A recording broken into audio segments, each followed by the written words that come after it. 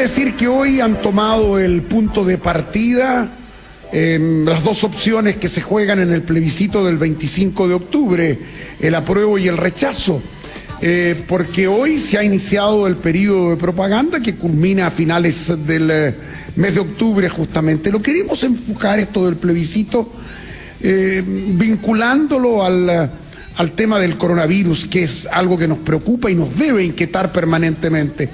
Doctora Lorena Tapia, infectóloga e investigadora del Instituto de Ciencias Biomédicas de la Facultad de Medicina de la Universidad de Chile. Doctora, gusto de saludarla, buenas tardes. Hola, buenas tardes, Pedro, ¿cómo estás? Me he dado cuenta que quizás el tema fundamental que se discute por estos días, participa incluso el director del Servicio Electoral, es qué pasa con aquellos que están o estarán infectados con el coronavirus para el 25 de octubre. ¿Podrán votar? ¿Tendrán ese derecho? ¿Tendrán que votar de alguna manera distinta? ¿Qué se puede hacer, doctora? ¿Es muy peligroso que todo el mundo vaya a los lugares corrientes y normales de votación? Bueno, es difícil la pregunta. La verdad es que la definición está ya hecha. Los pacientes positivos para coronavirus son pacientes que deben guardar cuarentena, y eso está basado en las características que tiene esta enfermedad, ¿cierto? Que es una enfermedad que es contagiosa y que los pacientes que están positivos, es decir, que tienen la enfermedad y tienen la infección, tienen que están excretando el virus y son capaces de transmitir este virus. Por lo tanto, la cuarentena está basada en eso y habría que respetarla.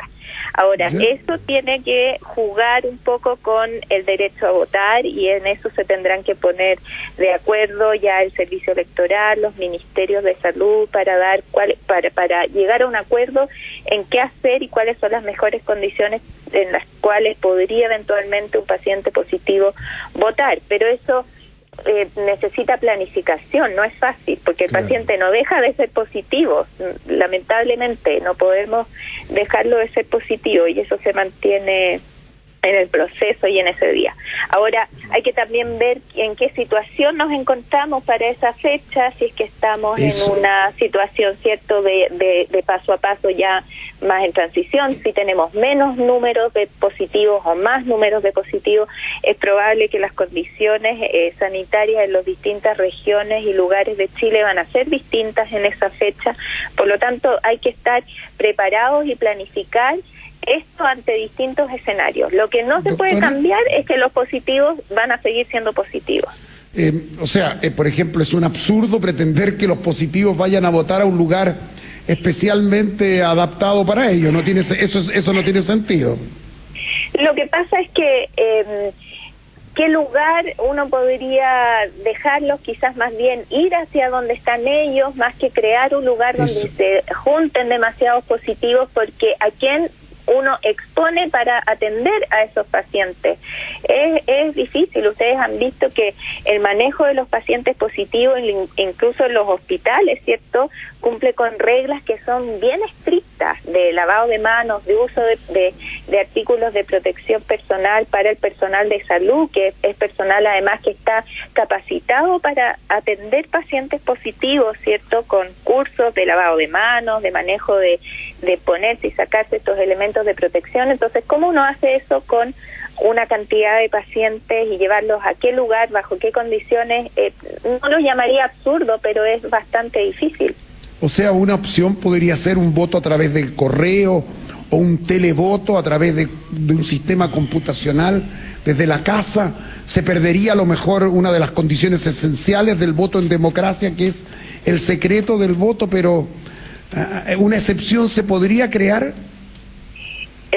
En términos como de leyes, como que sí, yo no lo veo no sé exactamente, pero claro, desde el punto de vista práctico uno podría tratar de hacer algo así. No sé si hay tiempo, si dan los tiempos para hacerlo, pero pero pensar en eso y también pensando en que coronavirus, si es que vamos a seguir teniéndolo, no es una cosa que vaya a terminar de aquí a octubre, por lo tanto, mirando en incluso futuras elecciones, uno podría tratar de planificarse con algún tipo de voto en estos pacientes positivos que están en condiciones también de ir a votar, sabiendo que hay pacientes que están muy enfermos y que no pueden ir, pero de los positivos asintomáticos o poco sintomáticos habría que evaluar la situación para las futuras elecciones, esta y las futuras. Fíjese que de acuerdo al informe de hoy del MinSal, los casos activos en nuestro país son 15.107. Estamos hablando entonces de un universo cercano a las 15.000 personas. No sabemos si este número va a aumentar o va a disminuir dentro de 2 meses. Son 2 meses justos los que faltan. Sí. Viendo las experiencias en otros países, ¿cierto? No podríamos decir que pudiéramos aumentar, sabiendo que existen esta segunda ola o rebrotes o en la medida que nosotros abrimos, ¿cierto?, las cuarentenas, aumentan los contagios. Entonces hay que evaluar eso y evaluarlo también, como dijimos, en las distintas regiones. No ha sido parejo para todo Chile el número de casos activos en toda esta pandemia. Estamos en un ascensor, doctora, en algunas partes mejora y en otras partes empeora, sube y baja esto. Así es.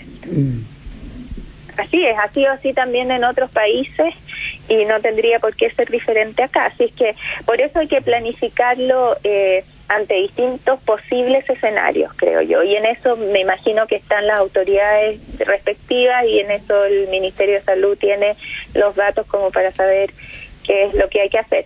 Lo que sí es importante es que independiente de los positivos, también en las pacientes que no estén positivos o que estén asintomáticos, tienen que cumplir con todos los requerimientos necesarios para ir a votar. También va a tener que existir ahí, doctora, una educación importante. Con Gabriela acá, ¿cómo está? Hola, Gabriela, bien, gracias.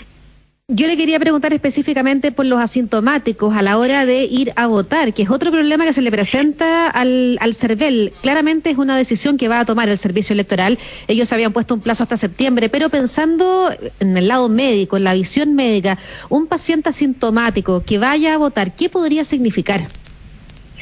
A ver, es que estamos hablando de los pacientes positivos asintomáticos, ¿de eso me estás hablando? Porque positivo, si es positivo, tienen que cumplir cuarentena, ¿ya? Y una persona que está con coronavirus pero no lo sabe, asintomática.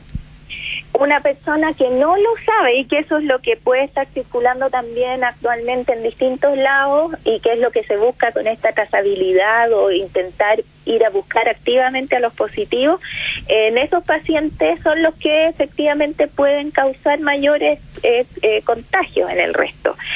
Entonces, por eso es tan importante la educación del resto de la población, de todos, incluyéndonos los que estamos positivos, negativos, con síntomas o sin síntomas, para mantener distanciamiento físico, lavado de manos. Me imagino que los lugares de votación van a tener lugares especiales de tránsito, ¿cierto? Van a exigir ciertas distancias entre los votantes, va a existir dispositivos con alcohol gel. Deben haber en estos minutos normativas o planificación también al respecto, cosa de minimizar en caso de que pueda aparecer o pueda llegar un paciente que no sabe que está positivo, ¿cierto? Minimizar los riesgos para todo la población que está votando. Doctora, yo le planteo una reflexión para saber su opinión, porque obviamente los positivos son un peligro en caso de que vayan a votar, por todo lo que hemos estado conversando. Obviamente los asintomáticos también, pero desde ese punto de vista, la gente que no es así, que no sabe que está contagiada, también es un peligro. Entonces, al final, un evento masivo como este genera un desafío gigante para la organización de este evento, o sea, de que se tomen las medidas, de que haya las distancias, porque las aglomeraciones que se van a producir son inevitables. Eso es parte de también el desconfinamiento o el abrir un poco la salida de la gente en las mismas comunas en que están en pasos de transición. También existe el mismo riesgo. Hay pacientes positivos que no saben que son positivos porque se empezarán los síntomas mañana, ¿cierto? Pasado mañana, y todavía no saben que son positivos.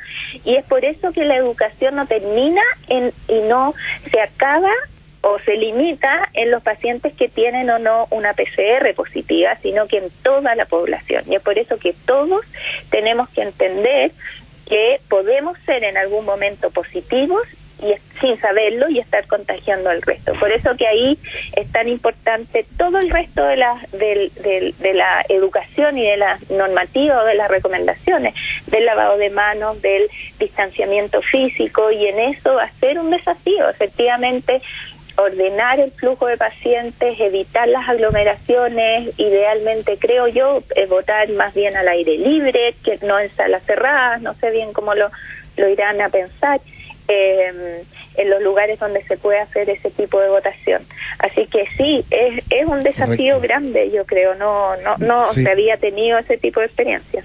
Gracias, doctora Lorena Tapia, infectóloga de la Universidad de Chile, gentil por conversar con el rompecabezas. Buenas tardes. Buenas tardes, que estén bien. Gentil.